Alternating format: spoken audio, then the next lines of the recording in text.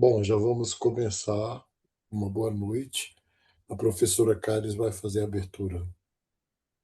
Boa noite a todos. É com grande alegria que damos início à nossa live de hoje, que contará com a presença do profissional admirável de longa trajetória na psicologia. Apresento o professor Dr. Antônio Maspoli, psicólogo clínico, que neste ano completa 40 anos de atuação dedicada ao cuidado, à escuta e ao desenvolvimento humano. Hoje ele compartilha conosco parte dessa experiência, com reflexões valiosas e certamente nos farão nos pensar e aprender muito. Seja bem-vindo, doutora Antônio Maspoli. Caris, muito obrigado mesmo. Obrigado pelo empenho, pela sua presença. Bom, sejam bem-vindos, sejam bem-vindas. Eu gostaria de falar um pouco, não da minha formação, porque isso vocês poderão ver no currículo Lattes. Eu vou disponibilizar no grupo, né? Gostaria de saber se estão me ouvindo bem. Vou cumprimentar aqui a doutora, a professora Jaqueline. Na Jaqueline, minha amiga, eu cumprimento todos os presentes aqui. Está me ouvindo bem, Jaqueline? Então, bom. Vamos fazer um combinado, né? O combinado é que nós vamos deixar o microfone desligado e só vamos usá-lo quando nós formos participar com alguma pergunta ou alguma intervenção. Bem, eu sou psicólogo há 40 anos, faz 40 anos mesmo este ano, no segundo semestre, que eu estou na clínica psicológica. Eu fui fazer psicologia por paixão mesmo, né, uma coisa que, na verdade, eu fiquei muito dividido se eu faria direito ou psicologia, até a hora de preencher a ficha no Sesgran Rio, e aí eu indo de ônibus para preencher a ficha lá na UF, eu ficava pensando, como é que eu quero estar quando eu tiver 60 anos? Aí eu pensava, eu quero estar num lugar onde as pessoas me procurem, me busquem para pedir ajuda. E aí isso fez com que eu decidisse que não seria direito, não é? Seria psicologia. E aí eu fiz psicologia, contrariando a família, a mãe, meus avós, meus tios. Eu fui fazer psicologia e agora completa 40 anos e eu tenho uma trajetória longa dentro da academia. Eu fui professor do Mackenzie por 30 anos, fui pesquisador da PUC, da USP, da Metodista aqui em São Paulo. Tenho 43 livros publicados e capítulos de livros e 43 artigos científicos. Mas a minha paixão mesmo é a clínica psicológica. Eu formei toda uma geração de psicólogos, ou várias gerações de psicólogos. Ah, Algumas das pessoas que eu formei hoje já têm pós-doutorado, outras vivem só da clínica. Mais recentemente, um grupo de alunos meu aqui em São Paulo fecharam uma panificadora à tarde de um sábado para questionar comigo por que que alguns terapeutas ganham muito bem, e eu posso me colocar dentro desse grupo que ganha muito bem, e outros o que ganham mal dá para sobreviver. E eles colocaram essa questão, tinha mais de 60 lá, né? Para vocês terem uma ideia, eu orientei 150 TCC, 60 mestrado, eu orientei 30 doutorado. Então, assim, eu vivo dentro disso desde a minha juventude e eu fiquei refletindo sobre isso e vendo esta realidade, né? Talvez reflita um pouco da própria desigualdade do país, mas nós temos aqueles que ganham muito bem e aqueles que ganham muito mal e às vezes trabalham até de uma forma vicária, né? Sofrem da profissão. E eu fui muito feliz na psicologia porque eu entrei na psicologia e estabeleci que eu gostaria de ganhar, naquela época, há 40 anos atrás, 20 salários mínimos. E minha esposa, que estava começando a vida, né, a Marta, minha mulher, Ela foi minha secretária nos primeiros 5 anos de trabalho e 6 meses depois eu estava ganhando 20 salários mínimos. Então, não foi milagre, não foi magia, né? Eu não vendo ilusões, eu estou aqui para compartilhar de uma experiência que deu certo. E é claro que eu fui aperfeiçoando, investi todo o meu tempo na minha carreira, né? Então, acho que o que a carreira me deu também, a psicoterapia me deu também, é fruto do meu investimento. Eu fiz 2 doutorados, 2 pós-doutorados, e, na verdade, se for ver só de dinheiro que eu investi na minha formação, é mais de R$ 1 milhão. Vocês podem olhar o meu currículo Lattes lá. Está desatualizado, mas por lá dá para ter uma ideia das coisas que eu fiz por curiosidade, né? Para poder conhecer a mente humana, enfim. Então, o meu objetivo hoje com vocês é compartilhar como você pode construir uma carreira na psicologia, na psicoterapia, na terapia. Então, uma fala que se dirige especialmente a psicólogos, terapeutas e psicoterapeutas. E eu comecei pensando, né? Nós vamos ter 3 encontros. O meu projeto ele é arrojado. Eu espero que destes encontros nasça um grupo que queira investir para chegar até os R$ 10 mil, que eu acho muito modesto, né? Se você tiver 10 pacientes, que cada paciente paga R$ 250 a consulta, você tem R$ 10 mil no final do mês, trabalhando 10 horas por dia. Isso, 250 reais, pelo menos em São Paulo, não é um preço alto, que é um preço médio, né? Preço médio. É claro que vai depender muito da realidade, mas o meu projeto é bem arrojado e eu gostaria de trabalhar um tempo com um grupo para que depois eles chegassem um pouco mais e, quem sabe, até R$ 20 mil por mês. Eu já acho 20 mil arrojado para a realidade brasileira, mas 10 mil eu realmente não acho nem um pouco. Realmente eu não acho nem um pouco. E vou começar exatamente analisando com vocês. Bom, nesses 3 encontros, vocês têm meu compromisso que eu vou ensinar tudo o que eu puder dentro do tempo e o melhor de mim. Eu vou compartilhar o melhor de mim, né? Eu estou aqui representando a Uniaberta, a Universidade Aberta São Paulo, que é uma escola de pós-graduação em psicanálise e psicologia analítica. Sara é uma querida, excelente aluna, foi já formada, né? A Sally também. Sally foi minha aluna no Mackenzie, então é uma honra tê-la aqui. E também já aqui da psicanálise. E também a psicoterapia na rede. Quando eu resolvi me encerrar minha carreira acadêmica, eu resolvi criar um videogame para mim, né? Eu me diverti na minha velhice, na minha fase de idoso, e aí criei a Uniaberta e a psicoterapia na rede, e isso me dá um trabalho que vocês não têm noção, né? Mas me mantém ativo, me mantém com vitalidade. Hoje eu atendi 5 pacientes, e quando eu estava me preparando para vir para cá, uma paciente minha falou assim: mas você ainda tem energia para. Porque ela está aqui. Eu não vou dizer o nome dela, porque ela está aqui. Você ainda tem energia para ir para lá? Eu falei: tenho. De onde vem essa energia? Eu falei: talvez do prazer que eu tenho de fazer isso, né? Então vamos lá. Os 7 erros que impedem o psicólogo de prosperar na prática profissional e como transformar o consultório em um espaço sustentável e próspero. Eu vou compartilhar com vocês para que vocês possam acompanhar melhor, né?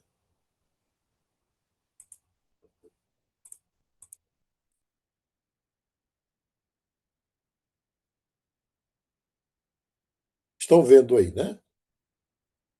Então, tá dando para ver? Sim. Sim, Então, professor. vamos lá.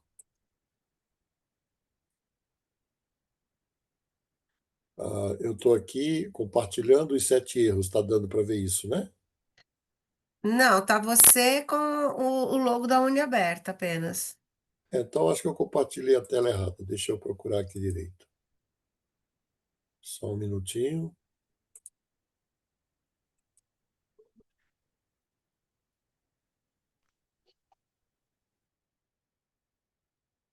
Como é que eu.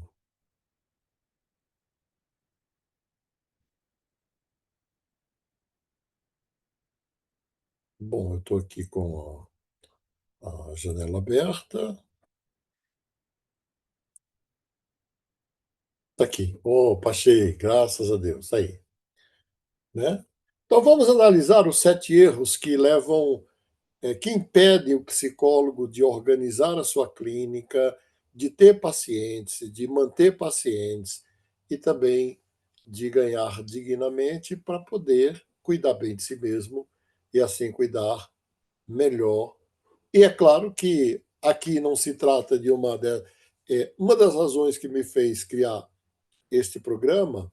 O primeiro é que eu já faço isso no individual. Tem inclusive alguns psicólogos aqui, terapeutas, que já fizeram mentoria comigo. Sejam bem-vindos, sejam bem-vindas, né? Então sabe do que eu estou falando.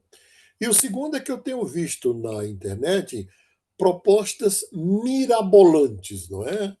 Como ficar rico na psicologia em 30 dias. E você percebe que é venda pacote de. Se tem uma coisa horrível para um terapeuta ouvir, terapeuta de verdade, é venda um pacote por R$ 5.000. Pacote do quê, né? Nós trabalhamos com coisas muito preciosas, que é a alma das pessoas, a mente das pessoas, os amores dessas pessoas, os desejos dessas pessoas, as ilusões e as desilusões dessas pessoas. Como é que a gente vai colocar tudo isso dentro de um pacote, né? A gente trabalha também com as dores, com as perdas, com os lutos, com os prazeres, com os desprazeres, enfim. E aí, quando eu comecei a ver esse negócio, eu falei: você quer saber de uma coisa? Eu vou tornar público aquilo que eu faço no privado há muitos anos, que é orientar psicólogos e terapeutas. Então, vamos para o primeiro erro. A introdução, já que vimos aqui, a maioria tem muita dificuldade de alcançar autonomia econômica. Eu estive vendo hoje à tarde o valor médio do salário de um psicólogo ou de um terapeuta no Brasil é de cerca de R$ 4.500. Veja que é bem, bem, bem, bem baixo, né? Primeiro erro que um terapeuta e um psicólogo cometem é a falta de posicionamento profissional claro e de visibilidade permanente. Então, o primeiro obstáculo é não saber comunicar quem você é e o que você faz. Muitos profissionais se escondem atrás de uma neutralidade excessiva e acreditam que o bom trabalho fala por si. Na prática, sem visibilidade e posicionamento, o paciente sequer encontra você. Um bom psicólogo, terapeuta, não espera ser encontrado. Ele vai em busca do seu paciente, ou ele vai aonde o seu paciente está. Bem, ao longo da minha vida, a Jaqueline talvez seja a pessoa aqui que mais conhece a minha vida acadêmica, porque nós caminhamos juntos por mais de 10 anos na Universidade Mackenzie. A minha vida toda foi marcada por orientar pessoas, não é? Se Jaqueline me permite, eu orientei a carreira dela no início, até hoje ela não precisa mais de orientação de ninguém, é uma grande acadêmica, uma pós-doutora, mas lá no início. Gratidão eterna. Foi um prazer. Mas eu fiz isso a vida inteira, né? E sempre que eu orientei alguém, eu dizia para ele assim: olha, escolha um tema, se dedique a este tema. Porque se você escolher um tema e se dedicar a este tema, em 10 anos no Brasil, você não se torna só um super especialista no tema, você se torna uma referência naquele tema. E eu vi isso acontecer e vejo isso acontecer ainda hoje o tempo todo, né? Ah, sem modéstia, Jaqueline é uma referência, né, na área dela, reconhecida na área dela no Brasil e na América Latina. Isso não veio de graça. Isso veio por foco e posicionamento dentro de uma determinada área.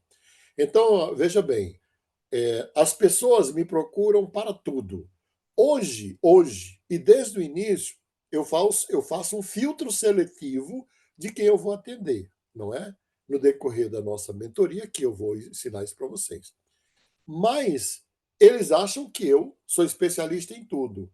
Mas o meu posicionamento não é que eu sou especialista em tudo. Eu publiquei livros e artigos sobre algumas áreas. A área que eu mais publiquei foi depressão.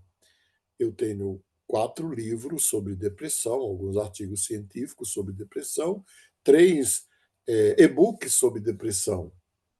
Bom, as pessoas elas precisam saber primeiro quem você é.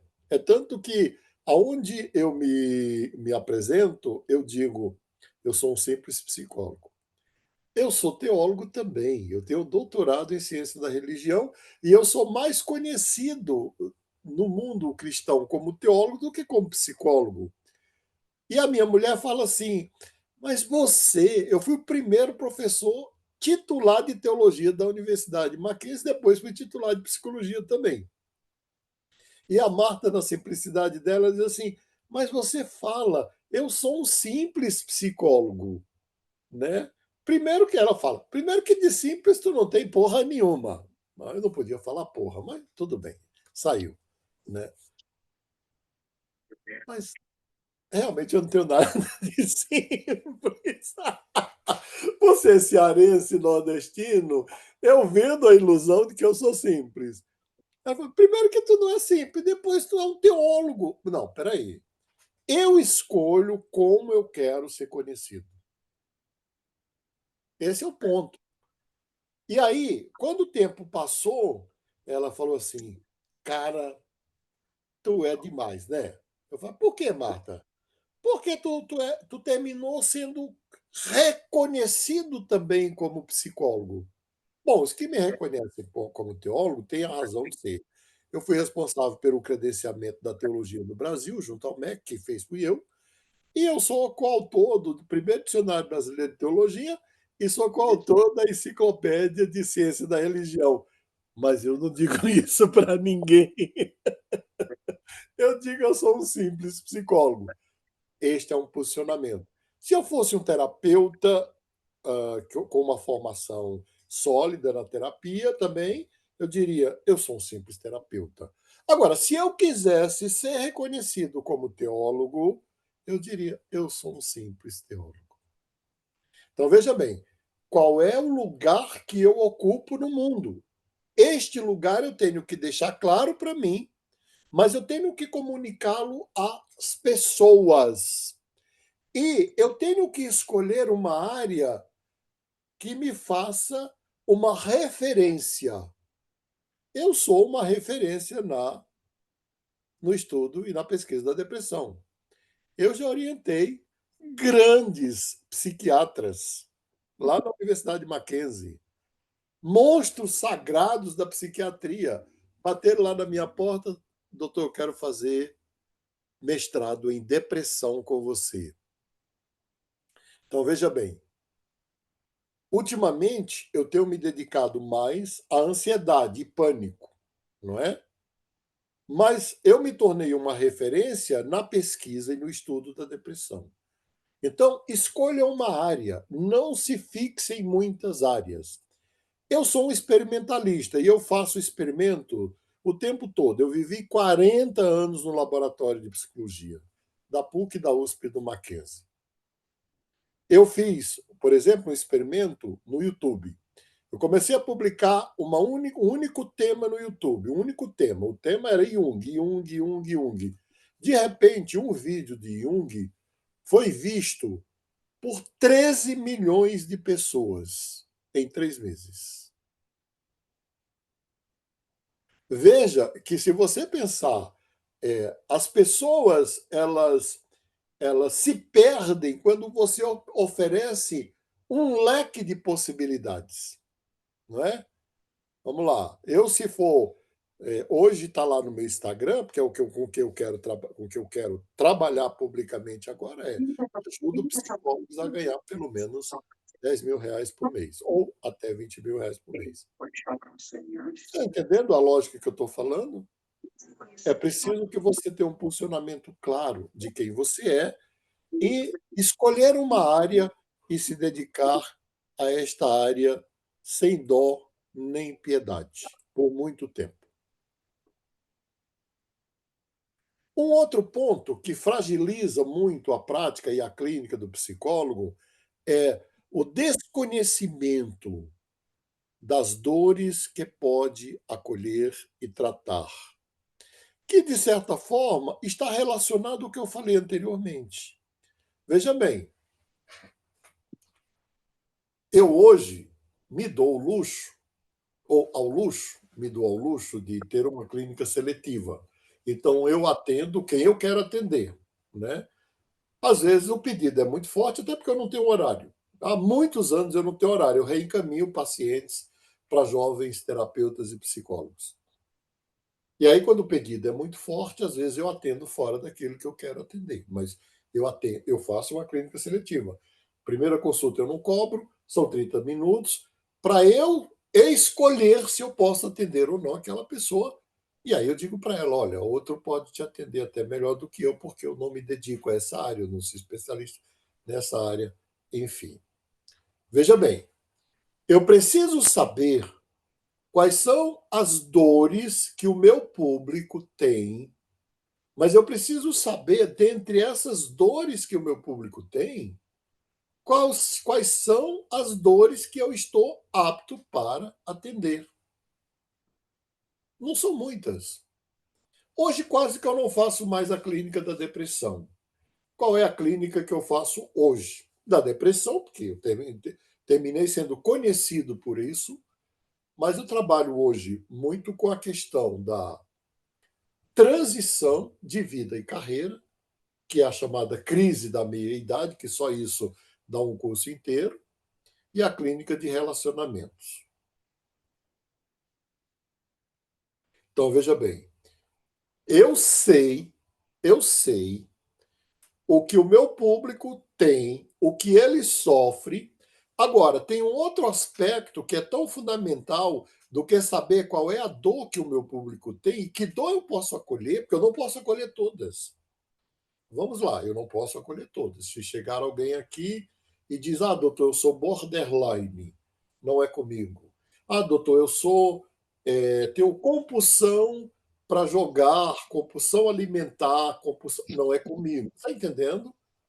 Mas eu tenho que saber também onde é que esse público está, porque o grande problema que eu descobri ainda na faculdade de psicologia é que a dificuldade do psicólogo e do terapeuta é se comunicar com o seu público. E aí eu vou dar uma tarefa já para a semana que vem. Anote aí. Tarefa. Tipo tarefinha de pedagogo, né? Eu não posso falar de pedagogo, porque a minha mulher é pedagoga, uma grande pedagoga. A minha filha também. Quem me apresentou aqui é minha filha, uma grande pedagoga, a Cádiz. Então vamos lá. Primeira pergunta. Primeira pergunta não. Vou colocar em termos de liste pelo menos 3 dores que você se sente confortável para acolher e cuidar e tratar no seu consultório. 2, diga, escreva ou descreva aonde estas pessoas se encontram. Vamos lá. Pessoas em transição de vida e carreira, onde elas se encontram. São homens e mulheres de 45 anos a 55 anos. Mas, às vezes, tem umas meninas e meninos fora da curva, que, de repente, eles fazem uma universidade e desistem porque não é aquilo que eles querem. Eles são muito corajosos, têm minha admiração, e, de repente, eles vêm para mim também. Mas o meu público que eu tenho atendido nos últimos 10 anos são pessoas em transição de vida e carreira. Eu sei onde eles estão. Eles estão nas empresas, eles estão no funcionalismo público, eles estão nas universidades, porque especialmente no funcionalismo público e nas empresas, porque muitas empresas encerram, muitas carreiras encerram hoje em torno de 50 anos no máximo. Por exemplo, eu vou dizer aqui carreiras que se encerram no Brasil aos 50 anos. Além do funcionalismo público, você tem profissionais de recursos humanos, se encerram no máximo aos 50 anos. Engenheiros se encerram no máximo aos 50 anos. E aí, se você pegar N carreiras do serviço público, se encerra entre 50 e 55 anos. Então, eu sei que dor eu vou tratar da crise da meia-idade, eu vou tratar da pessoa que se deu bem, mas se esgotou, não é? Eu acabei de atender, não vou dizer o nome, uma bombeira, fez uma carreira brilhante no corpo de bombeiros, é psicóloga também, que ela vai aposentar com 30 anos de carreira, 50 anos de idade. E ela está comigo para fazer a transição e retomar a psicologia clínica, enfim.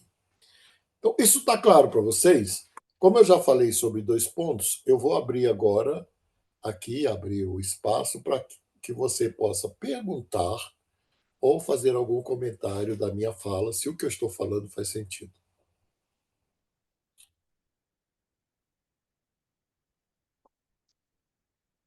Alguém quer fazer alguma pergunta? Quer fazer algum comentário?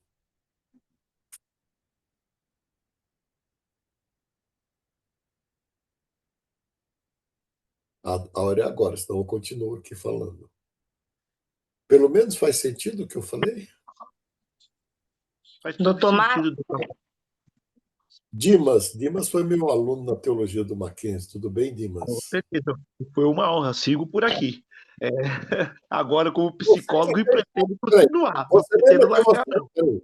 Dimas, você lembra que você fez uma entrevista comigo sobre depressão? Lembro sim, professor.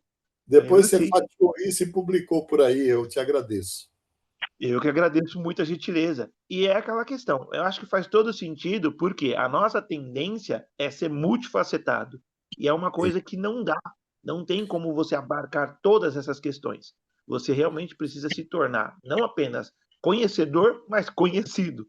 Realmente ser referência dentro de uma determinada área, senão é impossível trabalhar com isso. E a idade, hoje, principalmente, ou muito novo, com muita força, ou mais jovem há mais tempo, que precisa realmente repensar as condições e para onde você está indo depois que realmente fez o que podia, sendo muito bem, com muito sucesso, ou se sentindo com mais energia para seguir, precisa de orientação. E é aí que a gente vai poder realmente entender essa dor. Nosso trabalho é esse. E estou fazendo muitas anotações e sou muito grato por estar aqui. Eu estou feliz de te rever aqui, rapaz. Essa história tem mais de 10 anos. Mas olha, o que eu estou falando aqui, você joga no Google lá, livros do Dr. Antônio Mastro, joga no Amazon, onde você quiser lá. Não tem em nenhuma página minha das redes sociais dizendo que eu sou escritor. Eu ganhei o prêmio Jabuti em 2014. Eu podia colocar lá no Instagram, ganhador do prêmio Jabuti. Quantos pacientes essas pessoas isso me traria? Quantos mentorandos isso me traria? Acho que nenhum. Então, eu não ser multifacetado é um privilégio, mas guarde para você e para as pessoas que se relacionam com as suas facetas, mas para o público, mostre apenas uma persona, um aspecto de quem você é, que faz sentido para você, que pouco a pouco eles vão localizá-lo, saber onde você está. E olha, Aí, Márcio, só então que não teve a dúvida, mas agora você falando surgiu. É, é uma questão de selecionar, inclusive, qual a nossa experiência de vida que pode isso, nos justificar. Eu estou falando isso porque eu estou, né, na nova profissão. formação. Eu transicionei. Então, é assim.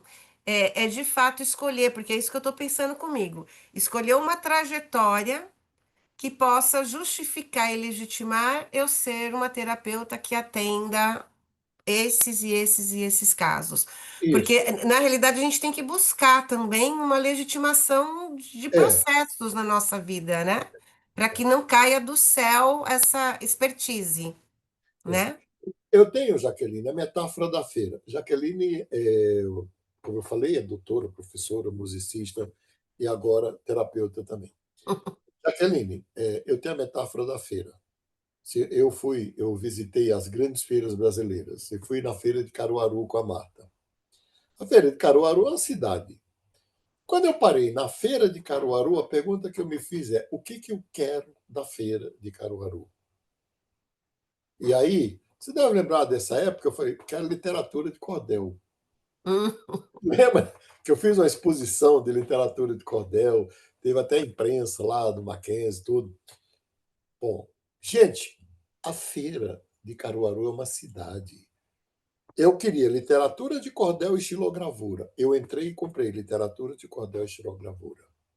Veja que as pessoas, elas sabem o que elas querem pegar na feira. A dona de casa, ela já sabe que ela vai pegar o tomate, ela já sabe que ela vai pegar a cenoura, vai pegar a cebolinha, vai pegar o cheiro verde, vai pegar a fruta, tal e tal e tal. Agora, imagine que alguém vai na feira e não sabe o que pegar, não é? eita, boa.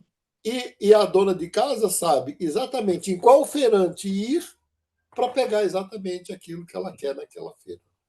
Então, pense na miscelânea que é, né, de tanta informação que as pessoas têm. Se você repetir a mesma informação, eu sou um simples psicólogo, eu sou um simples psicólogo.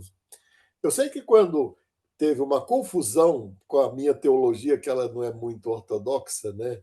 Eu sou psicólogo junguiano, então imagina a minha teologia como é. Ah, meu Deus do céu. Aí criaram uma confusão comigo, né? Aí alguém se levanta e fala assim: mas ele é um simples psicólogo. Vocês têm que entender isso. Até para o inimigo, eu sou um simples psicólogo, entende? Então, assim, é 10 anos para criar uma imagem. É 10 anos para criar uma expertise. Isso é pesquisa da Universidade de Harvard. Na verdade, eu levei 20 anos pesquisando depressão, solidão, pânico, ansiedade. Mas se eu colocasse, eu sou especialista em depressão, em pânico, ansiedade e solidão e relacionamento, e as pessoas dizem, impossível, ninguém. Elas nem me considerariam. Eu sou quem é especialista em tudo, para o leigo, ele não é especialista em nada. A pessoa se perde. Então, quanto menos informação você colocar sobre você, bom, quando a pessoa fala, Máspio é um simples psicólogo, ele também encaminha para mim quem está com ansiedade, também encaminha quem está com pânico, também encaminha quem está com problema relacional. Mas vamos andar porque o tempo hoje.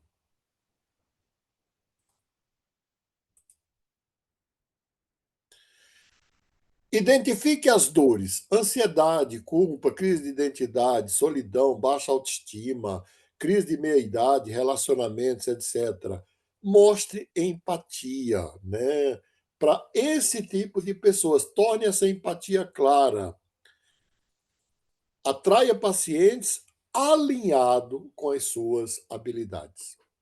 Aqui eu vou aproveitar e dizer quais são as clínicas que mais atraem hoje. Tem a clínica clássica, que nunca sai da moda, que é o trauma. O trauma está na moda, é cruel falar isso, né? Eu vou corrigir aqui porque não é decente. O trauma está na ordem do dia desde as primeiras publicações de Freud em 1898. Os estudos sobre a histeria. A clínica do trauma está aí. A clínica da depressão está aí, porque 10% da população brasileira sofre de depressão. A clínica da ansiedade está aí, porque o nível de ansiedade da população é imenso. Agora, clínicas novas. como já falei, demandas novas. A clínica de transição de vida e carreira, a clínica de relacionamentos. Agora, clínicas inexploradas, que ninguém explorou até hoje. A clínica da solidão. 30% da população de São Paulo mora sozinha, homens e mulheres, mais mulheres. Desses 30%, 22% é constituído de mulheres. Se eu fosse estruturar uma clínica hoje, eu estruturaria uma clínica de mulheres, ou mães solos, ou mães solteiras, mãe que fizeram produções independentes, ou mulheres que optaram para viver sozinhas. Veja que eu estou dizendo, ou eu faria para mãe solo, ou eu faria para isso, ou eu faria para aquilo. Se eu fizer uma clínica de mulheres para mãe solo, eu vou atrair mulheres, mas eu preciso ser conhecido por uma clínica de mulheres. Então, imagina alguém que se propõe vamos lá, dentro desses pedidos desesperados que vêm, né? Eu não atendo criança, estou atendendo uma criança porque a mãe liga para mim, ela foi minha paciente e fala assim: doutor Márcio, eu estou desesperada, meu filho está sonhando todos os dias que ele está levantando, abrindo a janela do apartamento e pulando do apartamento. Eu estou atendendo esse menino. Ela é mãe solo. O estresse, com todo respeito às mães solos aqui, que elas são admiráveis, mas o estresse de uma mãe solo é incomensurável. Ela tem que estar no trabalho, o coração está no filho, que muitas vezes está sozinho no apartamento ou está na escola. E para a gente cuidar bem de alguém, a gente precisa ter alguém que cuide bem de mim, né? Ou que cuide bem da gente. Bom. Professor, posso fazer uma pergunta? Com certeza, Juliana. Seja bem-vinda. Aqui é Érica, quem está falando contigo. Érica, é que apareceu o nome. Érica, bem-vinda. Boa noite, me dá licença. Duas questões. Uma é o seguinte, eu venho dentro de uma linha de trabalho que foi a minha parte financeira por 23 anos, justamente porque eu me vi como madrasta e mãe solo depois de filhos e de enteados, porque a mãe deles morreu, eu fiquei com eles todos. Então ficou assim, filhos mistos, né? E o casamento acabou e ficou filhos. Então, o que você está falando é pertinente. Eu experimentei as duas coisas, né? E então eu tenho muita experiência nisso. E graças ao bom Deus, todos deram bom, né? Hoje já Sim, estão então independentes. veja bem, você tem uma expertise. Porque um dos Sim, objetivos do meu trabalho de mentoria com terapeutas e psicólogos, e também com essas pessoas da transição de vida e carreira, é transformar conhecimento e experiência em renda. justamente. Você tem expertise, conhecimento e autoridade. Então, e eu nunca pude colocar de fato a parte assim da terapia e tudo mais em atividade, porque eu tinha muitas crianças para estar sustentando. E a minha parte financeira era da área totalmente diferente. Agora, nessa transição de carreira, tem mais ou menos 8 anos que eu venho estudando a psicanálise. E Sim. justamente há 1 ano e meio eu venho fazendo a parte de Jung. Eu comecei em outra escola até conhecer o senhor agora, né? E a minha pergunta Então, é, você é minha aluna aqui na Uniaberta? Que eu, privilégio meu. mas eu quero fazer aí contigo, porque realmente eu me identifico com a sua forma de ensinar. Mas, assim, para reforçar esse conhecimento que eu estou fazendo no outro local, mais para poder entender como que é a teoria, né? Mas a Então, minha pergunta é o seguinte: como eu não tenho a psicologia, na hora de eu me vender para o marketing, eu entrei num parafuso. A psicanálise e a psicologia analítica tem uma rixa aí. Como que eu faço para eu ser ética nisso? olha, na verdade, essa rixa é uma coisa bem brasileira, bem latino-americana. Foi publicado recentemente Hum, uma obra em em Zurique, né, pelo Instituto Jungiano de Zurique, chama-se A Psicanálise de Carl Gustav Jung. Na Europa é tudo psicanalista. Aqui é que criam essas, não é? Bom, isso é uma outra discussão. Eu quero dizer que você tem o conhecimento, a expertise e a autoridade. Fazendo uma boa formação, você pode estruturar uma clínica para mães solos. Porque você Sim, vai falar hum, daquilo que você conhece. sim. E como que eu me vendo no sentido de alguém perguntar, eu sou o quê? Psicanalítica? Oi? Olha, a formação do psicanalista no mundo inteiro é livre. A Certo. prática da psicanálise também é livre. Foi assim que Freud. Então, se eu usar o nome psicanálise, mas usar a abordagem de Jung, então tranquilo. Não tem. O leigo, para o leigo, todos somos psicanalistas, ou terapeutas, ou psicoterapeutas. Maravilha. Então, pronto, já está respondido já. Veja bem, depois você entra lá, joga no Amazon, a psicanálise de Jung, está lá. Aí eu publiquei a capa desse livro no Instagram, um monte de gente desceu a lenha, né? Quem já se viu? Psicanalista é Freud. Bom, isso é uma discussão bem rasa, né? É porque me falaram até no grupo, né, de alguns psicanalistas que eu estava fazendo psicanálise selvagem. Eu, né, fiquei, putz, e Eu agora? acho que o critério é fazer uma boa formação em psicanálise, ou em Jung, na Uhum, verdade, a formação livre é psicanálise, seja Freud ou seja Jung, ok. né? As Oi, outras, Mas boa noite, professor. as outras formações são privativas do psicólogo. Fala. ok, já me respondeu, grata. É, Mais boa noite, formação, professor. então, boa noite. Falando aí, né, sobre a formação em psicanálise, eu não sou psicóloga, aí estou fazendo uma graduação agora, tem muita discussão, né? Uma graduação em psicanálise. Sim, e o MEC aprovou a graduação em psicanálise. Sim, sim. Eu quero Então, abrir assim, uma graduação em psicanálise na Uniaberta com dupla formação, Freud e Jung, só para criar problema. sim, sim. E também conheci por um curso, né? Eu conheci o senhor, né, fazendo um curso. Eu ainda não tenho uma clínica, mas estou aqui aprendendo com todos vocês que já têm experiência. Sim, mas estamos aqui para aprender juntos. Vamos lá. Vamos aprofundar pelo menos mais um item. Falta de objetivos na proposta profissional. Aqui está profissional, porque foi eu mesmo que escrevi isso, que montei esse negócio. Profissional. Pronto. Bom, o que é isso aqui? A minha primeira formação foi psicanálise. Eu fiz residência 2 anos e meio em Freud e Lacan. Era Lacan e Freud, Freud e Lacan. Fiz análise freudiana durante 4 anos e fiz também supervisão freudiana durante 4 anos. Depois eu fui diretor de clínica, eu fundei uma clínica que encontra-se lá na Rua da Passagem, no Rio de Janeiro, na Enseada de Botafogo, número 81. No prédio lá tem uma clínica que eu fundei.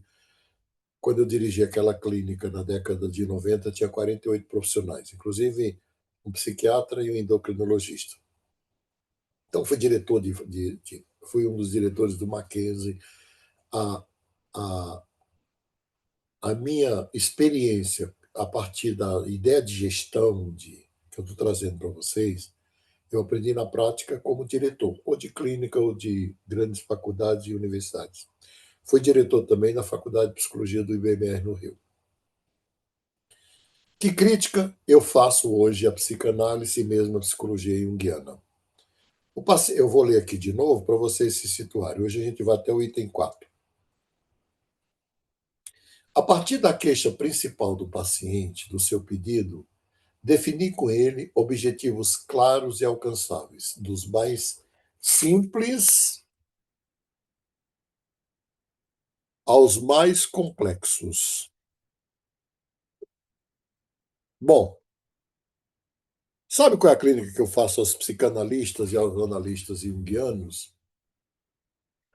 a pessoa começa a fazer análise, ou psicoterapia, ou terapia, seja lá que nome vocês queiram dar, e não tem uma direção. Não tem uma direção. Então, todo início de semestre, eu sento com cada paciente meu e pergunto para ele, falo para ele assim, cite pelo menos 3 coisas que eu possa ajudá-lo neste semestre.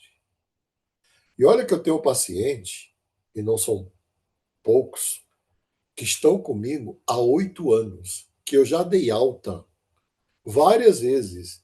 E a pessoa olha e fala: Ah, doutor, eu posso pagar, eu não quero alta, não. Eu estou aqui porque é o investimento que eu faço na minha carreira, na minha profissão, enfim. No final do semestre, eu sento, vamos lá, agora eu atendo até o dia 15 de dezembro. Eu vou sentar com cada um na primeira e na segunda semana de dezembro e vou dizer para ele: faça uma avaliação.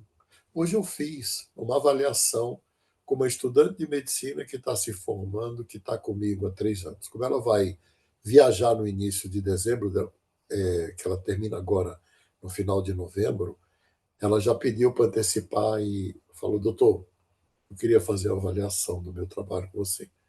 É um momento maravilhoso. Então, veja bem, qual é a queixa do paciente? Qual é o pedido do paciente? Ah, é genérico, né? Doutor, eu não durmo de noite. Doutor, eu fui traída. Doutor, eu perdi o emprego. Doutor, eu sou fracassado. Doutor, eu sou deprimido. Doutor, é tanta coisa genérica. Aí eu sempre falo, cita 3 coisas que eu posso te ajudar. E eu anoto. Ó, esse caderno aqui, tudo isso aqui, são anotações dos meus pacientes deste semestre. Então, anota. Me cita 3 coisas. Por quê? Porque o paciente ele precisa de, de solo seguro, ele precisa de uma direção tangível, clara. Imagina que a pessoa senta na minha frente e aí eu vou para onde a vida... Eu vou igual o Zeca Pagodinho, deixa a vida me levar, né? Gente, eu não acho isso sábio, não acho isso viável, não acho isso plausível. E imagina também que o meu trabalho não seja avaliado pelo meu paciente. Não faz sentido, não é? Eles são muito generosos na avaliação. Mas, além da avaliação do paciente, eu mesmo, Antônio Maspoli, faço a minha avaliação pessoal. Depois de cada sessão, eu paro e pergunto para mim, onde eu pisei na bola? Onde eu falei o que não devia, aonde eu fiz o que não devia. Eu sempre conto umas coisas folclóricas, né? Uma coisa folclórica que eu conto, que eu fiz, que eu morro de vergonha, mas eu fiz, né? E me arrependo, né? Eu tenho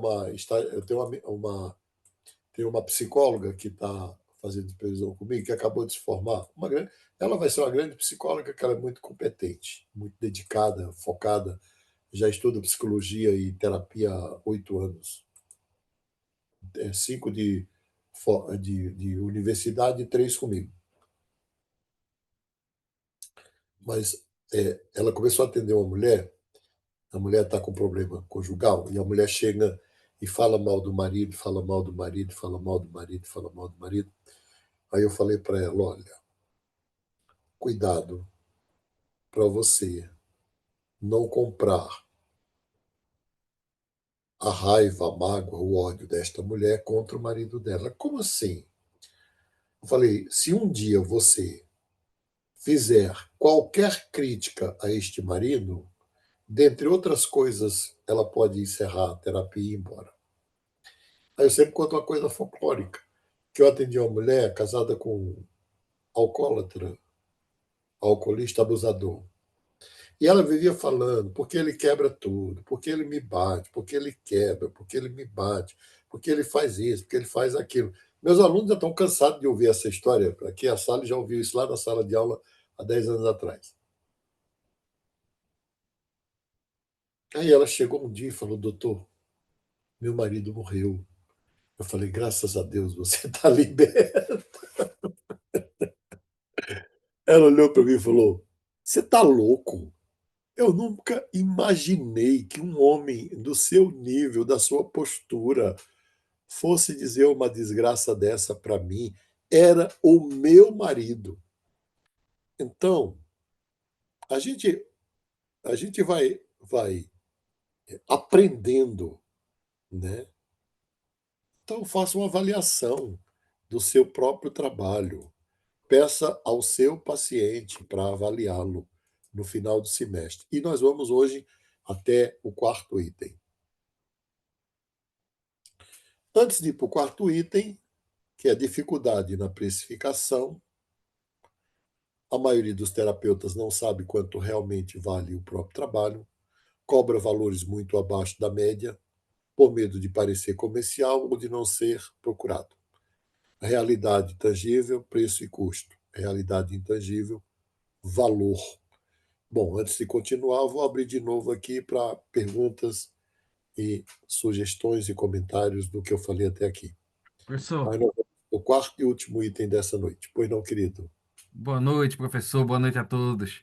Meu aluno também, grande prazer tê-lo aqui. Satisfação é minha mais uma vez. Professor, o senhor falou algo que eu fiquei aqui pensando, um pouco preocupado. Sei que não é seu escopo esse tipo de preocupação despertar. Mas é o seguinte, eu sou advogado, já falei para o senhor outras vezes sobre esse assunto, tive essa oportunidade e a gratidão de poder ser ouvido. E o fato é o seguinte, eu ainda me vejo há algum tempo necessitando trabalhar nessa minha área. Sim. E que para mim é um grande desafio, porque tem hora que eu não tenho mais assim estômago, sobretudo por ser refém do sistema, que é um Uhum. sistema que, ao meu ver, em vários aspectos, não só jurídico, mas econômico, dentre outros, do momento Uhum. da sociedade, está falido. Para mim, assim, é um sistema que requer uma construção de novos paradigmas e que na minha área já tem algumas pessoas fazendo, eu sou um desses artífices. Todavia, eu não me sinto mais é muito persona mesmo para mim, sabe? É um personagem que vai e faz o que precisa, mas que para minha alma não tá mais assim em ressonância com aquilo que minha alma me pede. Eu já Uhum. estudei muita coisa, já fiz muitos cursos de terapia alternativa. Tentei fazer psicologia, mas não consegui por conta do meu trabalho. Na época eu advogava para o Banco do Brasil e nunca chegava na hora da aula. Filosofia fiz até a metade do curso e fiz algumas pós na minha área, na área de mediação, de gestão de conflitos. Todavia, eu realmente tenho assim essa busca há muitos anos, né? Tanto de autoconhecimento quanto de trabalhar de alguma forma com terapia. E minha irmã, conversando comigo, me motivou bastante a fazer. Minha irmã é doutora em psicologia pela UFSC, já ensinou na USP. E foi quem me referenciou à Uniaberta, inclusive, disse que é uma instituição séria. Obrigado. Obrigado. Minha irmã mora em São Paulo. Me falou bem da instituição, não conhece o curso, mas da instituição, o senhor já ouviu falar bastante. Então ela me motivou e disse, vai e faz. E eu então entrei na pós em análise junguiana, né, com a formação em psicologia analítica. E estou exatamente porque falando isso novamente, porque o senhor falou nessa coisa da transição de carreira. Então eu não posso nem chamar de transição de carreira, porque eu ainda sou um mero estudante incipiente ainda, apesar de toda a bagagem que eu tenho estudo de religião comparada, por alguns caminhos que trilhei e de alguns cursos, autoconhecimento, mas sou um mero incipiente estudante. Então, assim, quando o senhor falou que são 10 anos, isso aí tem comprovação por Harvard, que é uma escola que eu É, respeito, já estudei algumas coisas em Harvard. Então, assim, 10 anos, eu estou com 54, então eu me vejo na transição de carreira com um grande desafio, né? 10 anos Aí que para o se senhor tornar pode uma. falar sobre isso, fazer essa transição Primeiro, nesse faça, cenário? você faz a transição, qualquer que seja a transição, dentro da perspectiva junguiana, a gente faz sempre a integração. Não é uma coisa ou outra, é uma coisa e outra. Em algum momento, tudo que você aprendeu no direito vai servir para o seu trabalho. A outra questão é que é 10 anos para se tornar uma referência, entende? Não é para se tornar um profissional. Um profissional você se torna em menos tempo. Eu estou falando para se tornar uma referência. Alguém que alguém fala assim, ó, procura o fulano porque ele é especialista em depressão, ou ele é especialista em relacionamento, ou ele é especialista nisso ou naquilo, né? Tirando esse mundo virtual, que para mim ele ainda é uma bolha, que as pessoas se tornam especialistas em tudo do dia para a noite, mas eu estava discutindo isso com um grande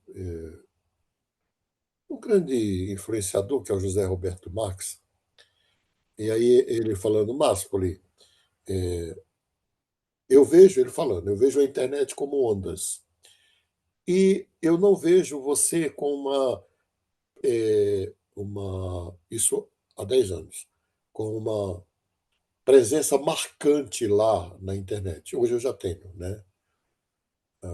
E ele falou, por quê? Eu falei, olha, você se tornar conhecido por 3 anos é fácil.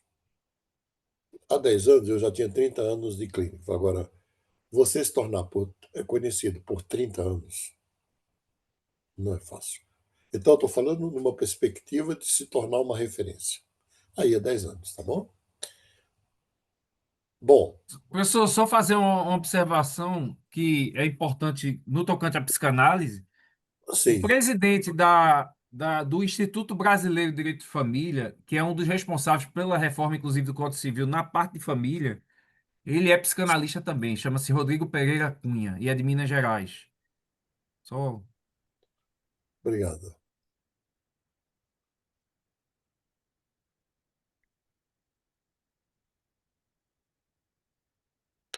Qual a melhor forma de saber onde está o público que queremos? Hoje eu uso muito o chat, né? O chat GPT. Eu uso a versão melhor do OpenAI, né? Eu coloco lá, eu falo assim, olha, você pode saber isso, pede a ele para pesquisar no Google, ou você pode ver diretamente no Google.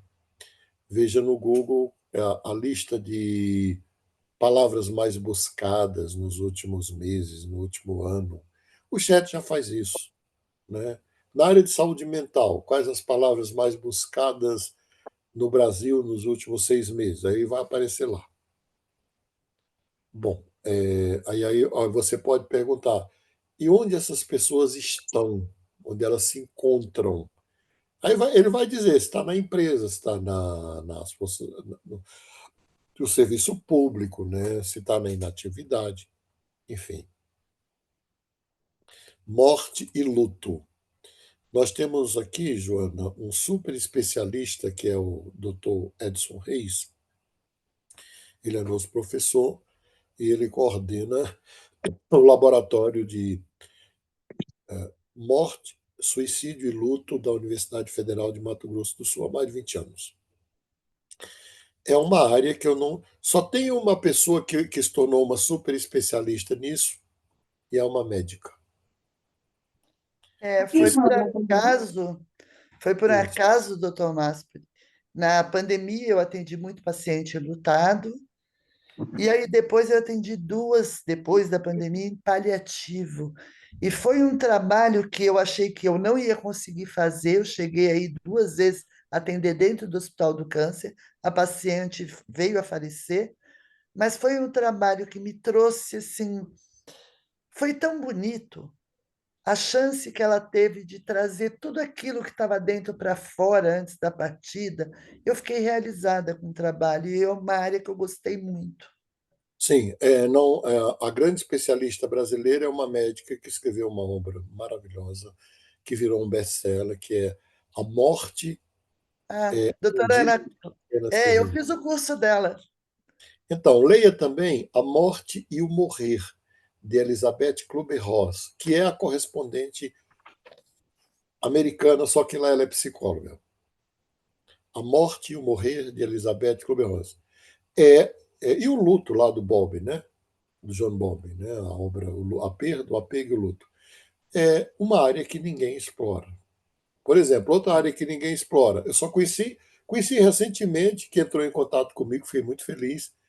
Tem uma psicóloga trabalhando com psicologia financeira. É uma área nova.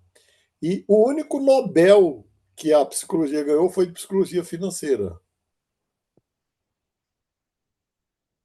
Saúde emocional nas empresas. Agora vem a NR1. Juliana, é um campo aberto. É um campo aberto. Boa noite, professor. Pois não, boa noite. É maravilhoso acompanhar o senhor, já faz um tempo que eu venho olhando o seu trabalho. Eu fiz uma transição de carreira há 4 anos atrás, né? Fui bancária há muitos anos, e uma área que eu já pensei em explorar é a questão financeira, mas eu entrei no mundo da terapia, na verdade, fui buscar a terapia para me curar, né? Comecei pela medicina chinesa, fui estudar várias coisas nesses aspectos. Então, trabalhei na área financeira há muitos anos e fiz algumas formações como terapeuta holística mesmo, reprogramação mental, PNL. Não sei se você já ouviu falar na terapia de reprocessamento generativo, que eu atuo nessa área. Só que eu já pesquisei algumas escolas para estudar a psicanálise, né? Já li muita coisa sobre psicanálise e tudo. Já olhei várias faculdades, mas aí sempre estou voltando no seu trabalho, porque eu já li uma vez sobre depressão, acho que é um artigo ou um livro que o senhor, numa época aí, na pandemia, disponibilizou, e aquele livro me marcou profundamente, assim, as suas palavras, toda a forma que o senhor escreve, enfim. E aí eu comecei a seguir seu trabalho e olhar para a faculdade, assim, fiquei pensando em fazer a psicanálise, né? Porque eu ficava meio assim, Freud e tal, que eu gosto mais da questão do Jung. Então eu fico meio para lá, meio para cá, tenho vontade de fazer teologia, então é muita coisa na minha cabeça. Sim? Isso é o seguinte, quando você faz um curso sério de psicanálise, uma formação ou do Jung, você tem um quadro de referência, né? Todas as outras formações, por mais profunda que sejam, elas não são uma grande teoria, são microteorias. Então, esse é um ponto importante. Então, como você já vem adquirindo conhecimento na área de autoconhecimento, né? E aí eu não estou fazendo propaganda, estou dando orientação. Uma grande teoria vai te dar um mapa, né, de como as pessoas se comportam, como elas são. Mas o privilégio é meu de tê-lo aqui, viu? Seja bem-vinda. Eu acho que eu vou ser sua aluna em breve aí no curso de psicanálise, né? Eu quero estudar Hoje mais a fundo, que é isso que acho que é isso que eu preciso, assim. É ter, isso que o senhor trouxe, eu já fiz muitos cursos de marketing, de posicionamento. Hoje eu vivo como terapeuta já. Atuo, trabalho, ajudo muitas pessoas, mas eu sinto Então, falta de ter um orientador. com a experiência que você tem, você pode faça uma leitura na área financeira, que é uma área aberta, não tem ninguém atuando nisso. Tem mentores, mas não pessoas que entendam de comportamento humano, né? Bom,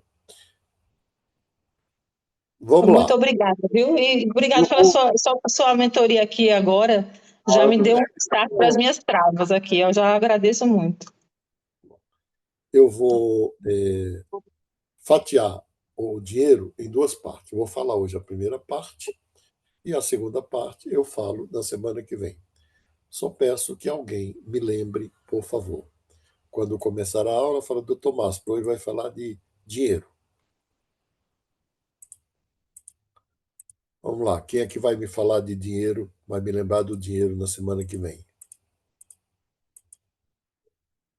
Quero um voluntário ou uma voluntária. Vai abrir a aula, eu vou... Doutor Márcio, lembra do dinheiro? Eu Pode ser falo, eu eu. falo. Pode ser Dinheiro é eu. comigo. Dinheiro é comigo também. Aí, Jaqueline e você, combinado. Então vamos lá. Um dos textos maravilhosos do Freud, porque eu tenho uma leitura bem profunda em Freud, que eu fiquei 2 anos e meio mergulhado no Freud, é sobre o dinheiro. É uma coisa inesquecível.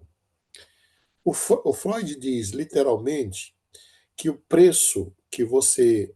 Que o preço não. Preço é uma coisa, custo é outra coisa, valor é outra coisa. O Freud diz literalmente que o valor que você atribui ao dinheiro é o valor que você atribui a si mesmo. Já pensaram nisso? Então, para a gente ir para o final de hoje. E aí, a partir desta expressão do Freud e de uma leitura que eu fiz de um texto maravilhoso do rabino Newton Bonder.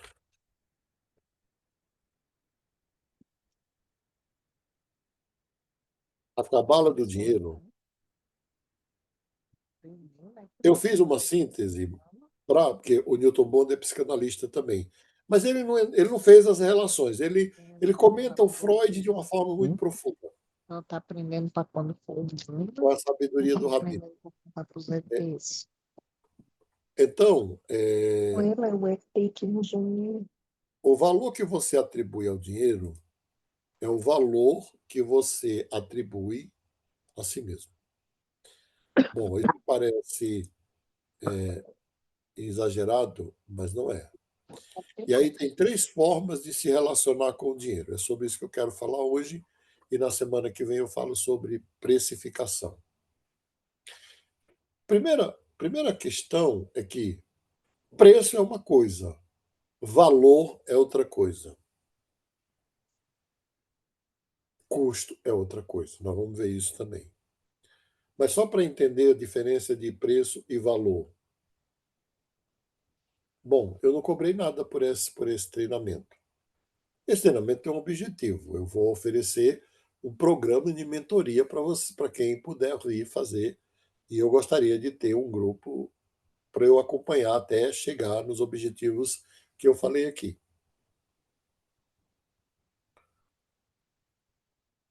O preço para você é 0. Agora, o preço para mim é alto. E o valor? O valor é outra coisa. O valor você é que vai dizer se tem valor ou não e qual é o valor que você daria.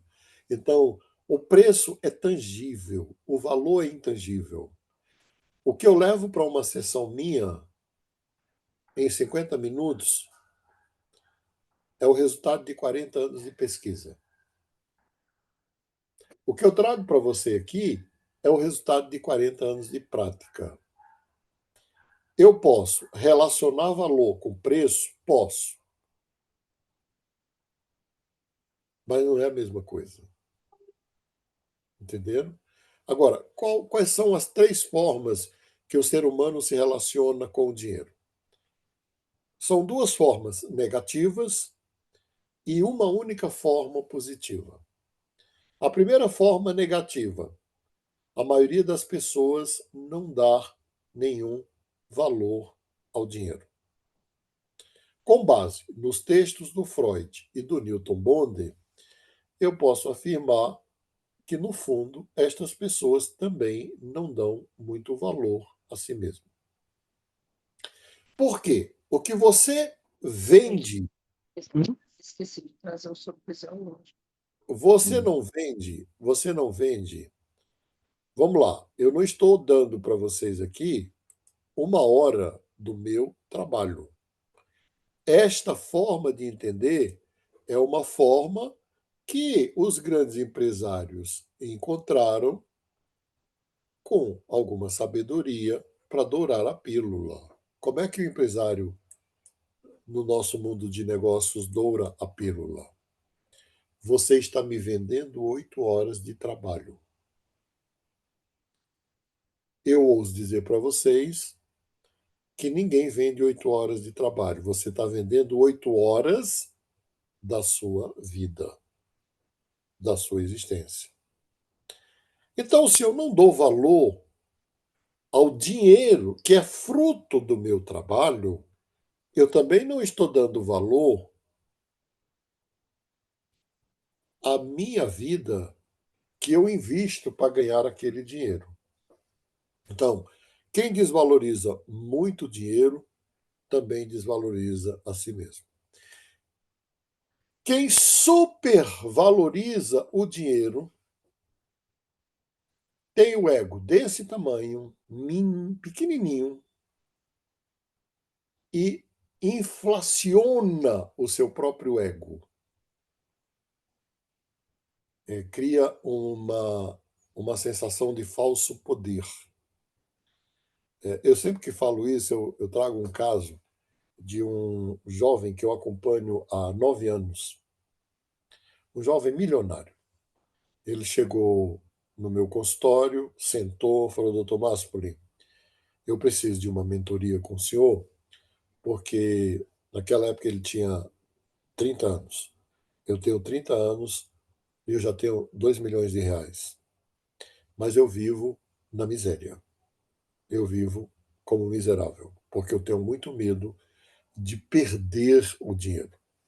E aí eu fiz todo esse trabalho com ele, de explicar o valor do dinheiro. Ele está comigo até hoje. Hoje ele me considera assessor dele. E me paga bem. Bom, me paga tão bem que no mês de julho ele depositou 10 mil reais na minha conta de participação, não sei o quê, porque eu só escuto ele. Aí eu falei para ele, você, onde é que está o seu dinheiro? Ele falou, meu dinheiro está investido no mercado financeiro, poupança, CDB e RDB. Eu falei, então o teu dinheiro está igual a um mar morto, não está gerando nada. Aí eu falei para ele assim, cara, tu é um rico muito egoísta, hein? Nossa, ele ficou puto comigo. Ele saiu da sessão, falou, não vou voltar mais. Eu vou pagar caro para vocês me chamar de egoísta. Aí ligou para a mãe dele e falou, olha, eu tô furioso. Foi ela que me encaminhou ele. Falou, estou furioso que o Dr. Maspoli ouviu minha história e na segunda sessão falou que eu sou um rico egoísta. Aí a mãe dele falou, e tu não é? Tu é egoísta. Porque tu não usa esse dinheiro nem para você. E aí ele trouxe para mim, nós fizemos um projeto para ele investir. Parte do dinheiro ele mantém investido por segurança, que seria R$ 1 milhão, e R$ 1 milhão ele investir para gerar emprego. Bom, há 3 anos atrás, ele construiu e vendeu um prédio de 44 andares a 300 metros do metrô Tatuapé. No ano passado, eu fui com ele lançar a pedra fundamental do segundo prédio com 40 apartamentos a 500 metros do metrô Tatuapé. Ele já viajou o mundo inteiro, anda de carrão, e aí gera empregos. E mais do que isso, ele começou a se sentir muito culpado, porque ele começou a ganhar muito dinheiro e ele é solteiro. Ele não quis casar, nem ter filho, não tem filho, é só ele. E aí ele falou, doutor Márcio, como é que eu vou reinvestir parte do meu dinheiro? De forma que seja algo gratificante. Eu falei, você é de onde? Ele falou, eu nasci em Cafarnaum, no sertão da Bahia. Eu falei, como é as condições de vida lá? Ele falou, miseráveis. Eu falei, então, pega parte do teu dinheiro e investe lá. Ele sustenta uma creche com psicólogos, médicos e professores. Café da manhã, almoço e janta para 150 crianças. Veja, se eu supervalorizo o dinheiro, eu também me desvalorizo. Se eu desvalorizo o dinheiro, eu também me desvalorizo. Qual é a forma justa de se relacionar com o dinheiro? É dando ao dinheiro o justo valor que eu dou a mim mesmo.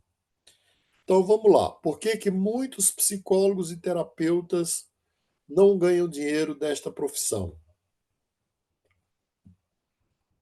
E eu vou ser bem honesto para vocês, eu vou falar o que eu falei para 60 ex-alunos meus do Mackenzie aqui numa confeitaria ali em Higienópolis.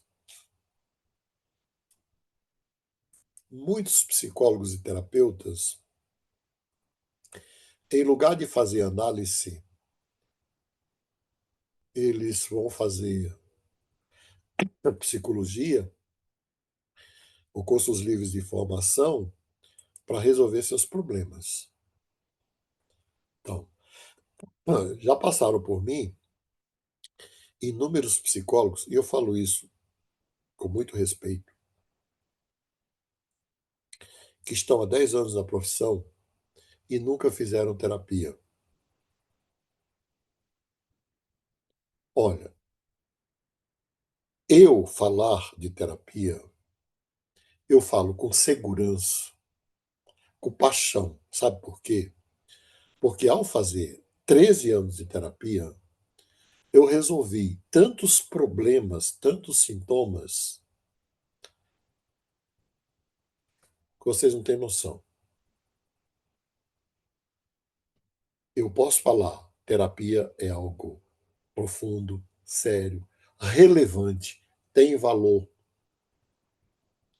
Eu fiz terapia com uma grande psicóloga aqui em São Paulo, e aí quando completou 9 anos, eu falei para ela, você e eu validamos muitas coisas da teoria freudiana e junguiana. Ela é junguiana. Mas eu vou parar porque eu não quero ser normal. Tem muitas loucuras que fazem parte de quem eu sou. E essas eu mimo. Ela falou, por exemplo, eu falei, por exemplo, relacionamento. Eu acho que relacionamento não deve ser analisado, porque relacionamento amoroso, quanto mais neurótico, melhor. Aí ela falou, está na hora de você parar.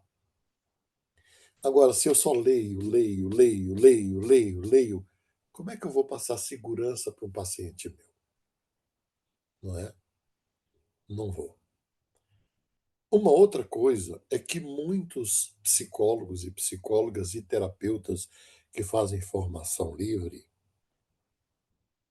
eles carregam culpas transgeracionais e eles querem resolver a culpa atendendo de graça. Durante toda a minha vida, eu atendi uma vez por semana de graça até a pandemia. Sempre escolhi uma comunidade, geralmente fora de São Paulo, para poder atender de graça. Por que fora de São Paulo? Porque em São Paulo eu tenho um consultório. Pouca gente sabe, mas eu atendi anos em Bragança Paulista. Eu ia para Bragança todo sábado atender. Depois eu fui para Caieiras, eu atendi em Caieiras. Lá eu atendia de graça, uma tarde, de 3 a 8 da noite. Foi o trabalho mais maravilhoso do mundo. Minha clínica era em Niterói, em Caraí, quando eu comecei. Eu atendia de graça em São Gonçalo. Atendi aqui em São Paulo, sim, em Hermelino Matarazzo, de graça. Clínica psicológica. Agora, imagina que eu resolva atender de graça no meu consultório. Eu não posso. Eu tenho que valorizar a minha profissão. As minhas culpas, eu paguei todas nas minhas análises e paguei em dinheiro. Né? O bom de pagar a culpa para analista é que você não precisa rezar Ave Maria, Pai Nosso, nada. Você paga em dinheiro as suas culpas. Termina a sessão, você já sai aliviado, porque já deixou lá o dinheiro do analista com ele, então você já pagou. Então, muitos terapeutas, muitos psicólogos, eles transformam a psicologia numa forma de expiar pecado, expiar culpa. E às vezes nem é dele a culpa. Professor, posso fazer uma pergunta? Pode, deve. Indo Minha pro fim, câmera não está abrindo, não mas tem enfim. problema. Eu achei bem interessante essa sua passar esse conhecimento, né, sobre a culpa. Acho que a gente carrega muita culpa. Eu mesma tenho dificuldade de cobrar. Oi, oi?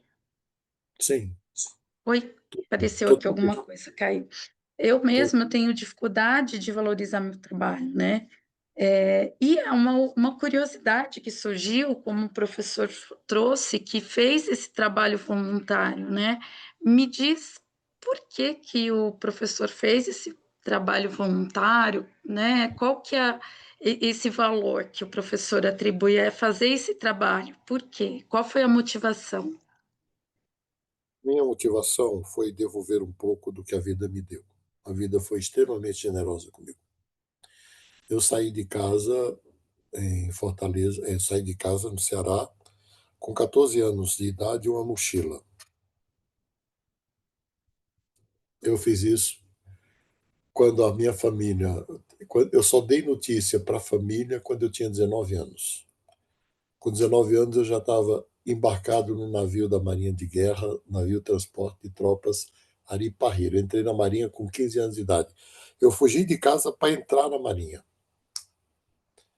Então, naquela época, a gente, com 16 anos, ainda hoje é assim: se você passar num concurso para as Forças Armadas, você pode se emancipar. Como minha família não permitia que eu me tornasse da Marinha, eles queriam que eu me tornasse advogado, juiz. Lá, é tradição lá da minha terra, lá do Ceará, né? O pessoal gosta muito de direito, né? São homens e mulheres falantes. E eu peguei uma mochila e fui embora. Bom, eu fui muito cuidado, muito protegido, nunca sofri nenhum tipo de abuso, nunca passei necessidade. Deus abriu as portas para mim, a natureza, a vida me abençoou. E aí eu resolvi fazer esse trabalho. Depois eu fiz com índios e quilombolas por 10 anos. Eu trabalhei voluntariamente com eles. Não foi por culpa, foi por gratidão. Foi por gratidão. Foi por gratidão. Que legal. Na verdade, isso que eu estou falando aqui é do conhecimento das pessoas que convivem comigo. Então, assim, só que lá no meu consultório é minha profissão. Eu só posso atender lá quem pode pagar. Quem não pode pagar, eu posso até encaminhar, que é o que eu faço. Encaminho para aqueles que fazem o trabalho de atendimento social. A propósito, a psicoterapia na rede hoje tem um atendimento social com valor de R$ 80 a consulta, aberto ao público, com profissionais de alto nível que dedicam um pouquinho do tempo para atender a psicoterapia na rede. Eu acho isso extremamente válido. Eu abri a psicoterapia na rede para isso. Então, se você tem alguém que não pode pagar uma sessão, encaminha para um lugar desses. A Sociedade Brasileira de Psicanálise tem atendimento assim, a Sociedade Brasileira de Psicologia Analítica tem atendimento assim, as universidades às vezes atendem até de graça, e aqui na Psicoterapia na Rede a gente atende no preço simbólico. Perfeito. Obrigada, professor. Tá bom? Muito, Eu vou abrir, obrigado, eu vou abrir para 3 muito perguntas. grata aí pela oportunidade de estar ouvindo sua história e sua experiência. Nós vamos estar aqui na próxima terça, são duas mais terças, 2 terças a mais. E se quiser convidar alguém, convide, terapeuta, psicólogo para vir. Mas abrir para, no máximo, 3 perguntas para a gente encerrar, para não ficar muito tarde. Perguntas ou comentários?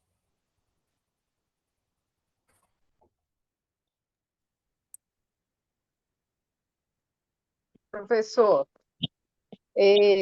para mim, né, que estou fazendo a psicanálise como uma graduação, aí, por exemplo, aí na sua faculdade eu fiz um mini curso. Sim. O tripé, que é a psicanálise, né? Todo psicanalista, para ter essa formação, é preciso. Na sua faculdade, eu consigo fazer? Olha, qualquer curso digno de formação e de pós-graduação, ele tem que oferecer teoria, supervisão e exigir que o aluno faça psicoterapia. Faço isso.